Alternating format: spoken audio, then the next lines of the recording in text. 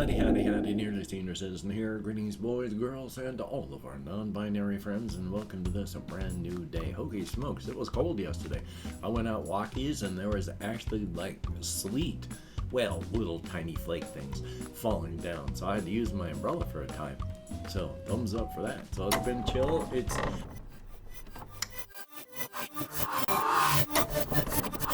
not that cold this morning, and it's gray and foggy, and I actually slept, and it's been hard to get motivated this morning. It is past 8:30. Normally I would start recording, just a year ago at like 7 o'clock. Now it's 8:30, and I'm struggling to get motivated. So, thumbs up for that. Hopefully you slept well. Hopefully you've had a good day so far, or are going to, and that's a very good thing. And of course, front-loading of videos. If you could toss me a like, it'd be awesome. If you could subscribe to the channel, that'd be very cool. If you could leave me any sort of comment, anything at all, even for the algorithm, that would be double plus good. And of course, I'd like to thank each and every one of my Patreon patrons. These are literally beautiful and literally awesome people that, in fact, are literally beautiful and literally awesome for helping to keep me and my pets, however many I happen to have at the time, alive. That is very appreciated. Definitely a thumbs up. If you would like to help to keep me and my pets alive, I have links to the Patreon in the video description, along with a PayPal for possible donations, an Amazon wishlist link with stuff like pet food, and a post office box where if I get anything at all, I'll open it up on camera, and that's a very good thing. I still need to go check my post office box, and it's been about a week. I don't get much, so anyway, though, I'll be checking that, and we'll see what happens, and hopefully you're going to have a very good day. Front-loading of videos over. Yay! Yeah, it's been life. I didn't do a whole lot of stuff yesterday. I recorded, edited, and then relaxed, and then I also showered, and then went on walkies. Which, when I take a shower, it's exhausting. It's about 2 hours of hard work because I have chronic pain, chronic fatigue, and chronic weakness. And oh boy, taking a shower is fun because of that. From walking in to start to leaving the bathroom, it takes 2 hours. Yay. So that's like a full walk to Walmart and back. And so I took a shower, and then I went out to Walmart and back. I was so exhausted when I got back. It was difficult. It was tough getting up. That last mile walk into southern Shelton is all uphill. Thumbs up for that. But I survived, and hopefully you've survived, especially if you're watching this right now. Past that, I've just been watching some videos this morning and thinking about various things. One thing I actually watched reminded me sometimes nostalgia isn't bad. When I was very, very young, I and some friends, before I was even in middle school, if you know middle school in the United States, before I was even at that point, I and some friends, we would do silly, crazy things. At one point, I remember, we had a bunch of bottle rockets that we had bought, and we taped the bottle rockets together so that we could get the fuses to see if they would go further if there were a bunch of them in a bundle. I got reminded of this because I watched a video of some clowns that in the snow had lit a firework, and then they all dashed behind a vehicle to hide. And of course, this thing immediately, when it lit, went woo, woo, woo, woo, woo, woo, and then back where they were and exploded where they were. And it's amazing how much and how often this sort of thing happens, where it's like, there's a 360-degree sphere that they could go in, but it went right at you instead. Because when we lit this massive bottle rocket mass, it lifted at about mid-chest range and then shot away from us horizontally, smacked into a fence, and then immediately, of course, came right back at us. Immediately right back at us. In fact, went right into the middle of our crowd and exploded right there where we had fired it from. And so we were falling over everything because we were around their toys and stuff, balancing beam, that sort of thing, a swing set. And we were falling over the balancing beams and such, trying to get away. So it just reminded me of that, because what are the frickin' odds that it's going to hit something and come right back the exact same way that it had left? But it did. So sometimes nostalgia isn't bad. Other times, the other day, I was pissed. I was angry at my subconscious and my own brain. It was like, how dare you? Because I have mentioned I don't like nostalgia because, number one, the people are gone. Many of them are dead or in places where I will never be able to meet up with them again. I don't like to be reminded of that. The situation is gone. I can never rematch and redo this thing. Decades may have passed. And locations aren't the same. So I don't want to be reminded of things that are so much different than what they are now. I was walking and I was thinking of the swelling in my leg back when I had the bursitis, when I had the cellulitis in my right leg just a couple weeks back, and I was thinking of using ace bandages. And then I remembered that my wife had to use ace bandages when she had some swelling in her legs toward the end. And then that just reminded me of her, and then I heard her voice. And it was like, I was pissed right there. It was, how dare you? How dare you drag me back to something against my will like that? I don't want to ever forget my wife. But I want to remember her on my terms. I don't want to be dragged back into memory, kicking and screaming at odd times with no warning. That bothered me. So thumbs up. But also, when I was recording Minecraft, I was talking about how while I'm playing it, I'm a total coward. I am totally afraid of death when I'm playing Minecraft. And it's amazing how much of a coward I am, because I even talk about it. It's like, I play games like Minecraft because life is safe and there's a lack of adventure. And so I play games where there's adventure. But then I get into the game where there's adventure and I fear death. So I'm afraid to take advantage of the adventure. I even mention how players like Call Me Kevin and all that, when they do stuff, when Kevin does stuff, he is not afraid to just attempt to soft lock the game. He will do things like immediately throw his only tool into a pit of lava just as an idiot and then go, whoops, and then try to see if he can go on from there. I always struggle to play these things the right way, and then I've got all the fear on top of that.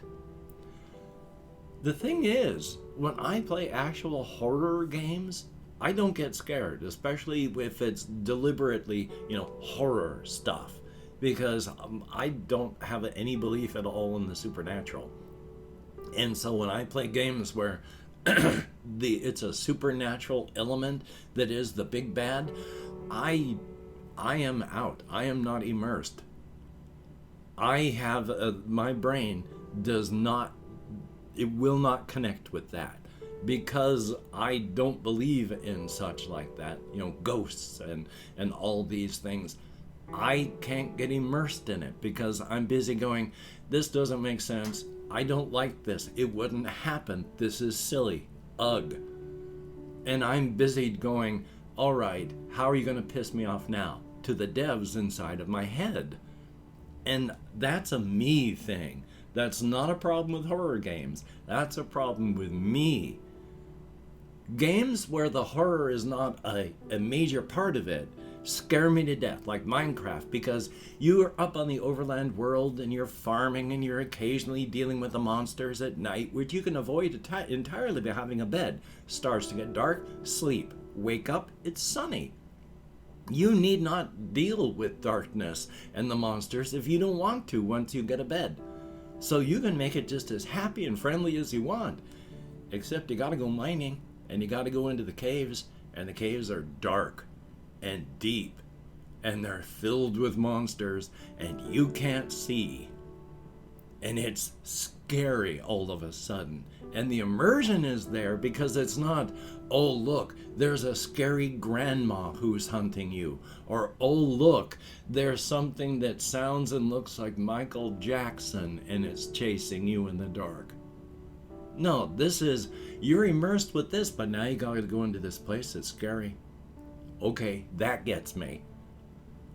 But horror games have to, I can, of course, break that because I like things with some sort of cosmic horror or just existential horror where it's, if there's a giant Pinocchio monster that's chasing you. Yeah, I can get into that existential cosmic horror. Yeah, but it's hard to explain. I don't even understand myself. So, on to the creative stuff, because I have been thinking on this. There's a couple things I've been thinking of on this whole subject. One of which was, it makes sense, because this is what my subconscious does when it just chews on things. It makes sense that ever since the corporations and smaller businesses like Uncle Bonbons, since they have introduced human snacks and human food products, that has actually had a positive influence on the local area, because it's the Burkerton South excuse me, vocal cords failed. It is the Burkerton, South Carolina area where they are first introducing this thing. They don't know it yet, but statistically, random human consumption goes down. There is a net positive, even though in some local areas like more undeveloped or dictatorial governments shipping out dissidents as volunteers for food products, even though you have that increase, it is less than the overall decrease of random consumptions. The more these food products are introduced, the more cryptids are eating human stuff, the less they randomly consume human beings. And so there's an actual net lowering of random human consumption, which is good, because boy, can they break a person down into a ton of individual parts. You put partial automation and you give individuals with knives, and then when you can start with a living, breathing, thinking human being on one end, and oh boy, just a ton of parts on the other. I mean, the hair is used as candy. Human skin, just like pork cracklings you can buy at the store where they fry up pig skin to eat. Yeah, they do that sort of thing with human skin for both humans and cryptids to eat. Hair removed, bone, teeth, sold as food like mince. Everything. Bone meal is used in a lot of things. There is very few parts of a person that cannot be used in a snack or food product. Because after all, if you can get cryptids hooked on things, you can sell them stuff. Capital. They've been working on bread products with bone meal, a sprinkle of limestone, some human plasma sweetening. You can make bread products so that cryptids will buy bread. And if you make a mix like deviled ham out of, say, brains and such with a filler and stabilizer, put that in a can, sell that with some bread, and oh boy, suddenly they're buying this stuff so they can make their own sandwiches at home. And yeah, overall, that increases the number of individuals that are actually eating people and people products to just about absolutely everyone. And it still lowers the number of random deaths. So that's a plus. Even the rural cryptids who look down on their urban cousins, because in the rural areas, you live and grow up with people. You don't want to hurt them. It's also part of the genetic imperative, but they look down on those that actually eat people, and yet they buy Uncle Bonbon products when they can, and other corporate products when they can. We are still delicious. And the one character that I've talked about, Cornetto, a very, very nasty character, they've gone from being just a background person to sort of give definition to one character into an actual full-blown character in my head. At first, they were just someone that the other character, Lynn Tanner, would become friends with, and that they weren't supposed to be friends because common wisdom, those two types of cryptids don't make friends. That common wisdom is true up to this point, because all of the cryptids are being whipsawed by a changing world. Cornetto's story went from he dies before the narrative starts to it's about halfway through. He's still going to get murdered, but it's going to be a while. He's also become part of a story of how things are changing so fast, because yes, the type of cryptid he is not supposed to make friends. The type of cryptid that Lynn Tanner is not supposed to make friends. They become friends. They enjoy each other's company. They enjoy being with each other and doing things just as friends do. And in Cornetto's case, this actually mellows him out, because Cornetto was an actual bastard. This is a type of character that I like as a character, but I hate as a person. I've actually gotten a whole vision of what they look like. Cornetto looks like one of those older men between 40 and 65, where they've got the longer white hair, a longer white beard, maybe a bandana. They look like they've been rode hard, put away wet. Vietnam vet that as soon as they got out of the war went right into the Hells Angels, and they've spent their life being rough. Up until maybe 5 years ago, where they've decided to change their ways, but while they've taken a more path of peace, they never forget that they can rain horrific violence down upon you. And in Cornetto's case, yeah, that's what Cornetto does. Yeah, got the whole beard, the white thing, the smaller round glasses that are sunglass types, and just a vest, white t-shirt with pictures imprinted upon it, the denim vest, and beer gut jeans, the shit kicker cowboy boots, and that's what Cornetto looked like.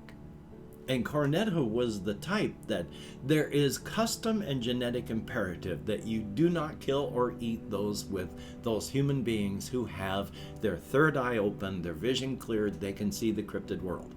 Cornetto was the type that just that fact would set him off, would piss him off. So if he saw you and you just had enough of the sight that you could see some of the cryptid world, you're supposed to be off limits. And that would piss him off. He's not supposed to kill or eat you, but he can still ruin your world. He can still restrain you, and then in front of your eyes, eat alive your screaming and struggling children and spouse. And then when you're just sitting there crying and screaming, saying, why? It's just because I can. And then leaves you. You've got to live with that now. And Cornetto would do that stuff just because the fact that you existed, that set him off. Cornetto was a sort of embodiment of random calamity. That was the type of cryptid. And they didn't just rain their random calamity down on humanity. They were just as nasty to other cryptids.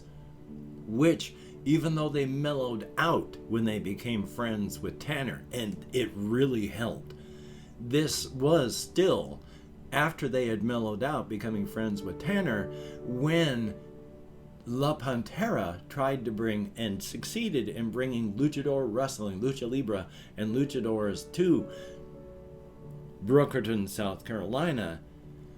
Cornetto would still go into these other bouts where the cryptids would just beat each other senseless until one of them couldn't defend themselves anymore, and then the other would just eat them while the audience watched and cheered. Cornetto would join those things just so that he could beat people to death with his fists. But he would beat them until they were dying, but then he wouldn't kill them. He would just leave them to die, not eat them, not do anything, just leave. Cornetto is and / was a bastard. And I've opened up 24 hours worth of comments in my community tab. I'm going to go through and thank how many people have left me comments on my community tab. But there's never many, but for each person that does, thank you so very much. And even though I will mispronounce usernames, and I do count American Sign Language, well, ADHD is fun. We have Chris, thumbs up, thank you very, very much. Adrian XJG, thumbs up, thank you much. Good to see you as well. Tamara Janoski, thumbs up and thank you. And I'm going to be bringing back reactions again. I'm really, really close. Victor Moya, who says something and was talking about Devo. I ran it through Google Translate because it's not in English, and it was a very nice comment, so thumbs up. Jay Kristen, greatly appreciated. Tallow and Marrow, I like the name, and thumbs up, thank you very, very much. Noah Genevieve Brown, I'm nowhere close with your pronunciation of your name, I bet, but good to see you in the comments. Kyle Williams, greatly appreciated, thumbs up. Jesse Koskinen, greatly appreciated, and good to see you in the comments. JONALEIAJ, thumbs up and thank you. And Shenra, good to see you as well, thumbs up. And I'm going to look for some texture packs. I will try that out. Tia, thumbs up, and I'm glad I can help in any way.